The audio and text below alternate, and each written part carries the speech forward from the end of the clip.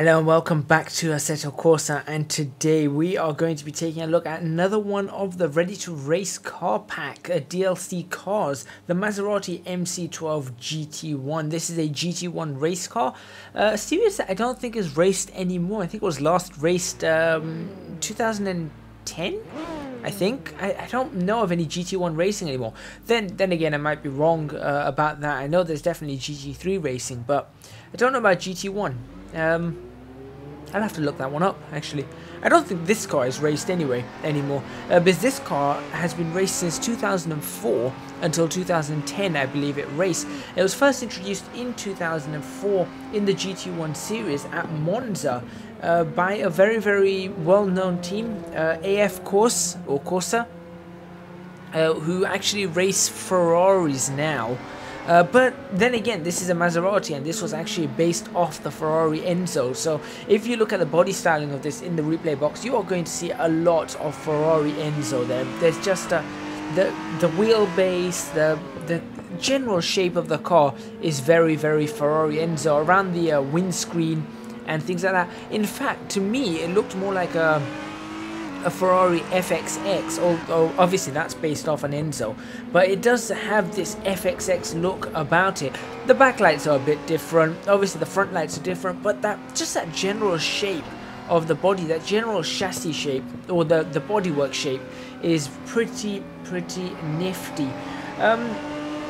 Now this car is very popular in the racing series, in the GT1 racing series, and was absolutely brilliant in it, winning 6 team championships out of 6 years. So 6 years in a row it won a championship, or something like that. Yeah, six years, 6 team championships. So that's how good this car was, and it's a really nice car. Now, to homologate it, they had to build some of these for the road. So I believe they built 25 of these cars in 2004 and 25 of these cars in 2005.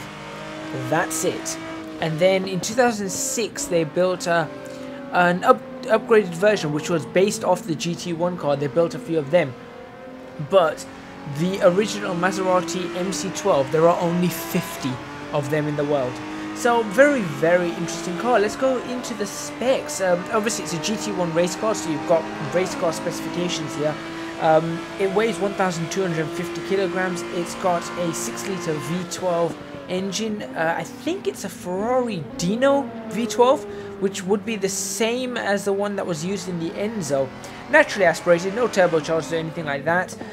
It's a mid-engine car, as you would expect, and it's rear-wheel drive, which honestly makes it one heck of a drive.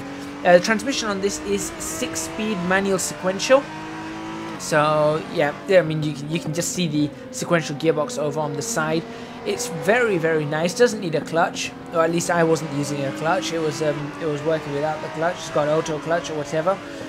Just a very nice car in general, this MC12 GT1. Now, in terms of power, it's quite interesting because when it started, it had something like 780 horsepower, and as the regulations came down, by 2010 it was down to about 560 horsepower.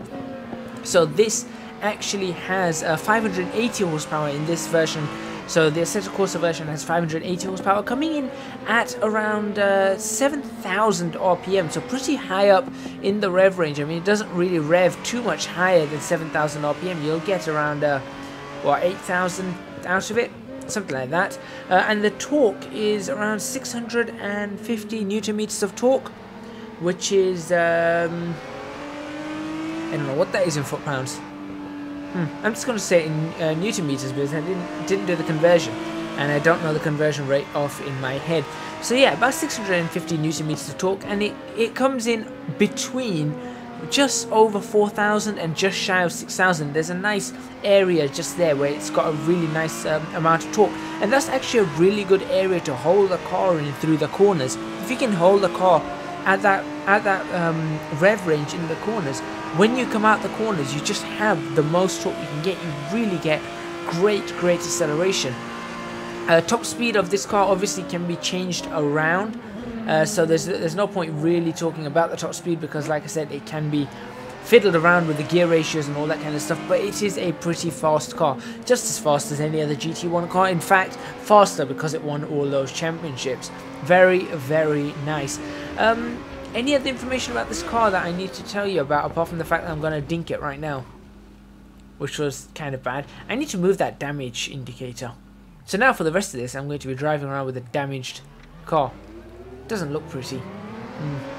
Reason I actually crashed it, actually, speaking of that, is thanks to you guys and the Patreon support and the ad revenue support, which is still pretty small. I've been able to actually purchase myself some upgrades for my Logitech G27 wheels. So I've purchased the GTI upgrades.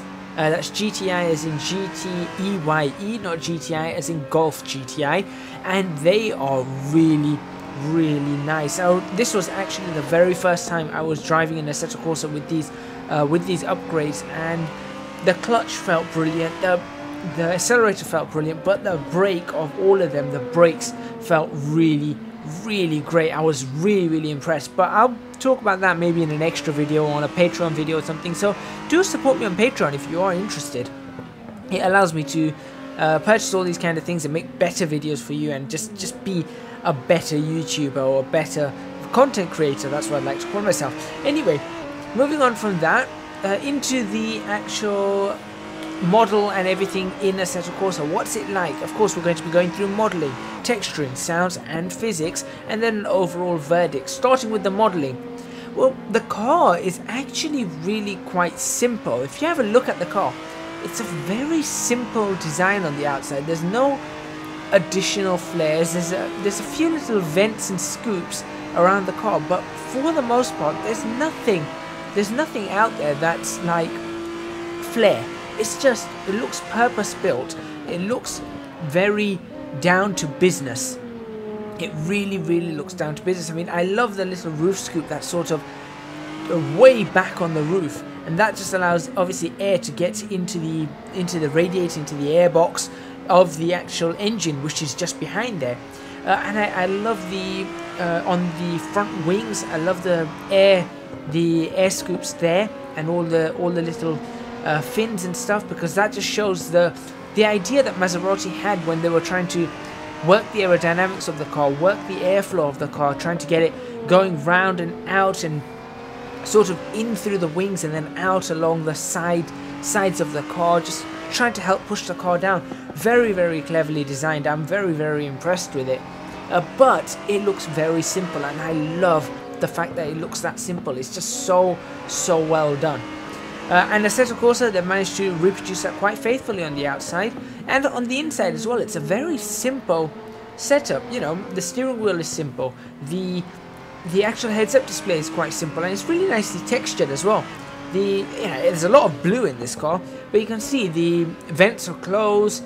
There's a little LED gear display, which doesn't come in handy if you've got the steering wheel running, because you can't actually see it. But if you switch the steering wheel off, you can see that heads up. You can see that LED display. That doesn't matter though, because right in front you've actually got the gear right there. You can see I'm in 6th gear now. You've got a tachometer there. You've got your water temperature. You've got your oil pressure. You've got your current lap time. You've got your current speed, and you've got your fuel level, which is down to 22.2 liters for me, or 22.1 now. So very, very nice. And down at the side you've got your buttons for this, that, and the other. Your ignition and all that. That's all down where the center console would normally go. Quite well textured. I love the little carbon fiber around the around the windows and everything. It's really nice. The roll cage looks good. Everything about this car just looks quite well done. I was actually kind of interested though. If you just saw the sticker, you might see it in the next corner as I go around. No, because I'm not going to look. There's a little sticker there, a little warning triangle with the electrical symbol. It looks like it's sticking off the edge. Now, I don't know whether the real car has that. It's kind of strange. But there we go. So modeling's really good. Texturing similarly is quite good. I mean, if you have a look at that Maserati decal on the top, it doesn't look like it's blurred out too much. It doesn't look like it's low resolution. It looks fairly good. I like that. I do like the way that is. And there are only 3 liveries available of this car. 3? Is it? Yeah, I think there's just 3, and this just happens to be one of them, which is just plain blue. And I just went for the plain blue one because I preferred that. Actually, there may be 5 liveries. I'm thinking maybe there were 3 in blue, but this one, just a plain blue, it just works. It really does work. Sounds wise, it's a V12. You can just tell immediately it's a V12. It's got that vibe of a Ferrari FXX. It's got that vibe of a Formula 1 car. In fact, it's got that vibe, oddly enough, of a Ferrari F50. Just listen to this and you can hear Ferrari F50 in there. You see what I mean? You really can. And I really liked it. I think it was quite accurate both inside and out. In fact, outside was probably one of the better ones of this pack. Last but not least, the physics. Well, I've got one lap to go here. Physics. The car is a pretty stiff car. It's very interesting to drive. There's no ABS on the car. I had no traction control on the car either. You can feel the limits of the car. It does like to, when you lock up wheels and you're going into corners, it does like to start sliding a bit. You've not got understeer in this car unless you're going a little bit too fast. For the most part, you've got to manage the throttle and really modulate that to make sure you don't get kicks of oversteer coming out of the corners. But the tires are pretty good. I want slick mediums here, and they do grip the road really, really well. You can feel the bumps in the road. It is a little bumpy. I wouldn't want to take this on any harsh curbs, but overall it's a really, really nice car to drive. In fact, I thoroughly enjoyed this car, and I don't know why. I just felt like I could push more and more and more. In fact, this last lap I do is going to be my fastest lap of the Mugello circuit, and it was just a really nice car to drive. I'm thoroughly impressed with this car. I never thought a Maserati would drive this nicely, racing car, but it really does. It's very predictable, but it's not predictable in that sense that it's boring. It's just predictable as in you know what the car is going to do. You just have to manage to keep a hold of it. You just have to manage to keep track of it and not let the car get away from you, because it will try and get away from you. It can be squirrely when you're braking. It can be squirrely in the corners, but it's not unpredictable. You know it's going to be squirrely. I'm giving this car a 10 out of 10. That's how much I liked it. Thank you very much for watching. Please remember to hit the like button if you like this video. Subscribe to the channel for more videos on Assetto Corsa. Leave a comment in the comments box below letting me know what you think of the Maserati MC12 GT1. And last but not least, do support me on Patreon. Your support would be massively appreciated. Links to that are in the description box below. And while you're at it, why don't you follow me on Twitter? Again, link to that in the description box below. Thank you very much for watching. I will see you guys in the next episode of Assetto Corsa.